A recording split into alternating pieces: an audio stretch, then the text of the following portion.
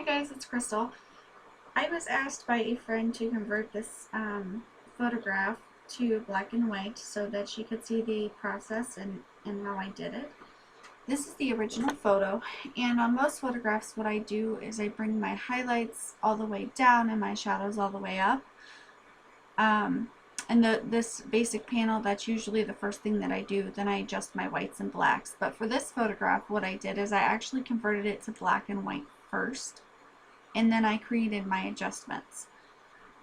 That way I got the proper exposure and the look that I wanted to create with this photograph. Okay, and for this one I did the exact opposite. I actually brought my highlights all the way up and my shadows all the way down.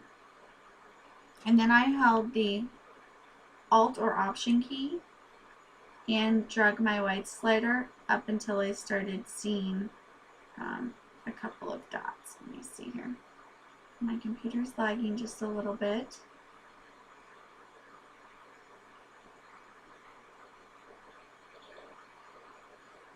Right around 29 or 30. And then my blacks, I did the same thing. I held my Alt key or Option key and I drug the black slider down, and on this one I believe I had it set at 55. I bumped my clarity up just to give it a little bit more sharpness, make it a little bit more dramatic. I'm going to swap back to the original here just so I can take a look. So I have my clarity at 50 on that one, so let's see where I'm at here. I'm going to bring our clarity up to 50 here. As you can see, it's already starting to pop in color, or pop in the black and white. So the next thing I did, usually I go through here and adjust my color levels, and I will hop back to see if I adjusted any of those in this one. It looks like this one I left exactly the way that it is. My exposure I brought up to make those whites pop a little bit more and make that flower really stand out. And again, I just kind of gauge this by the look that I want to create. On this one I had it at plus 34. So we'll slide this back down to 34. There we go. And the next thing I did, I went to my sharpening panel. See if I usually, this is the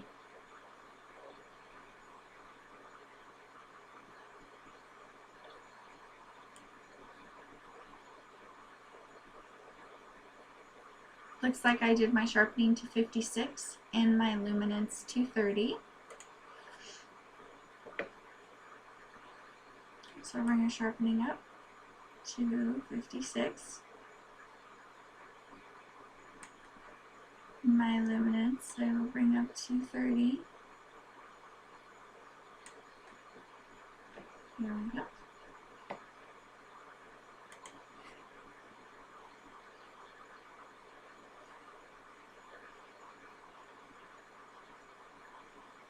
Sorry, my computer's being a little bit slow today. Okay, now the next thing I do is go to my brushes. This is where I create all of this darkening in here so that the leaves are not showing and it looks like it's kind of floating in the black abyss. So I'm going to start with this one. With this one I did minus 32 on my exposure, and I just did the darker areas of the photograph. So I'm going to hop over and bring my exposure down to 32, and then I'm just going to go right in here with my brush and darken up these dark areas to make this pop a little bit more.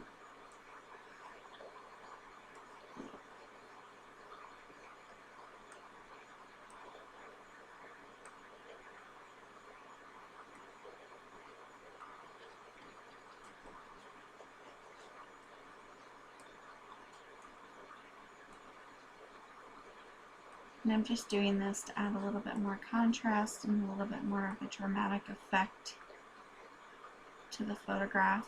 I think it makes the white pop out a little bit more. Okay, let me switch back to let my computer catch up here a minute. Okay, now we're going to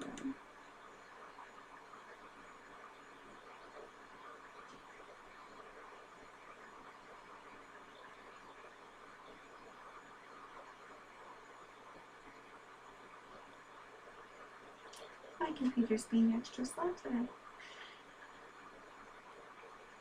A lot of times with any black and white photos, the biggest suggestion I can make is to layer. Always, actually on anything that you do, when you're messing with exposures in the brushes panel, I always just layer. I layer on top of layer on top of layer with these things.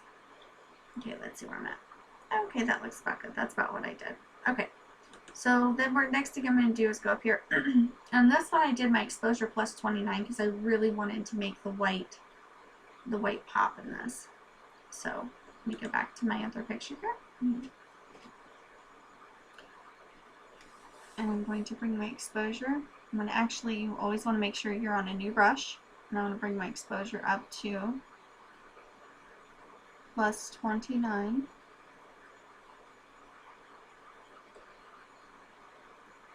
And I'm just going to type this in because it's much easier for me right now with my computer. 0.29. Okay, then I just went in and I went over my whiter areas of my flower. And that's, again, just to make things really pop. And my computer is lagging, so you're not going to see the effects right away, unfortunately.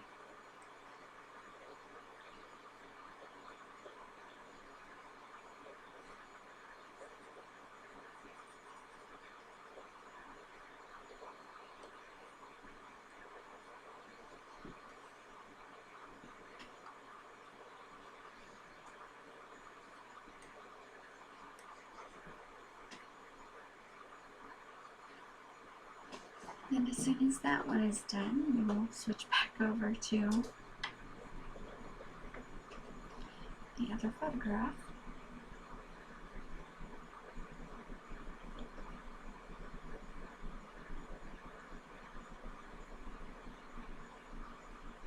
There it goes. Now you can really start seeing the changes and see it pop. And I love this photograph in black and white, and I just wanted to play around with it and just see what it would look like, and I absolutely love the results of it. Okay, so the last thing I did was I adjusted my exposure for the background. This one I had my exposure all the way down at minus 0.400. And I basically just went in and new brush, exposure all the way down. And then I just went in here and I just started coloring in. Now my flow I have at 100 and my feather I have at 75.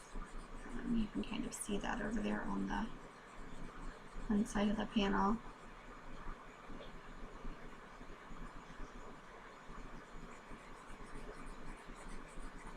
And the nice thing about this too, if you select this little box right here where it says show selected overlay, as soon as my computer catches up I will do that.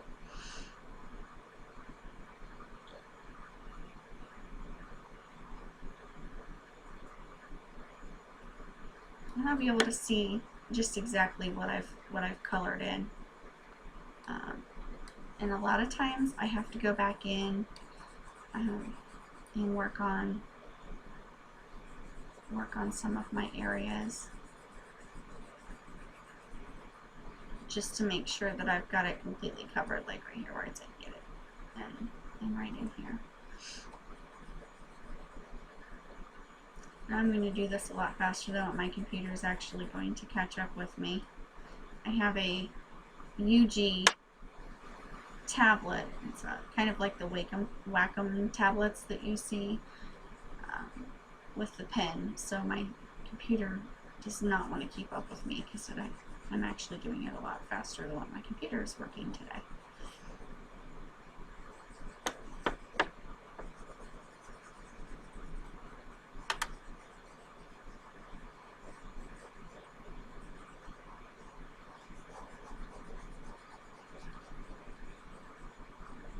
Absolutely love this tablet. I find that it has made editing so much easier. I mean, you watch other videos and they say, oh, get that tablet, get it, you know, it works. The professional videos, you know, and they say, oh, it makes it so much easier. And I thought, well, what the heck, I'll give it a try. And I tried it out and I absolutely just love this thing. It's made my editing so much faster, and it does make it so much easier.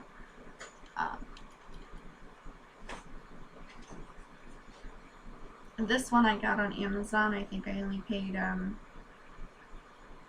$40 for it, which is actually really inexpensive. A lot of times you'll find them and they can be anywhere from $100 up to several $100s, depending on the brand that you get. And I found that this UG one works great, and it's pressure sensitive and it works wonderful. Okay, so let's see, is it coming up yet? Just slow down on my editing here because I'm faster than my computer.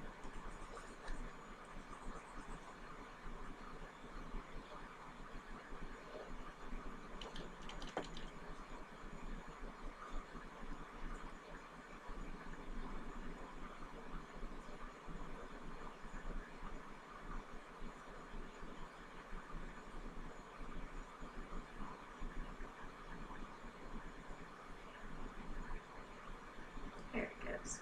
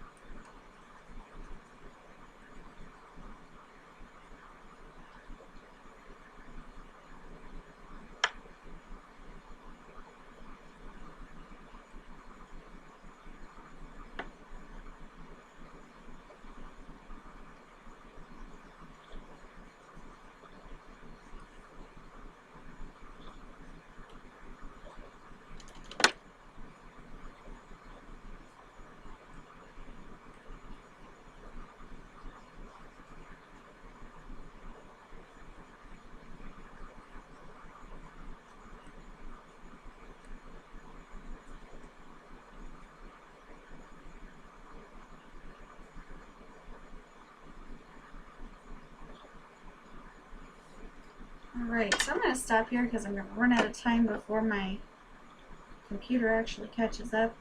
I would normally go back in, I'd clean up these areas using my erase brush, just by selecting erase over here on the right side of the panel. But yeah, so there is my black and white. Another thing you can do, this is a neat little trick, if you right click on this dot, you can actually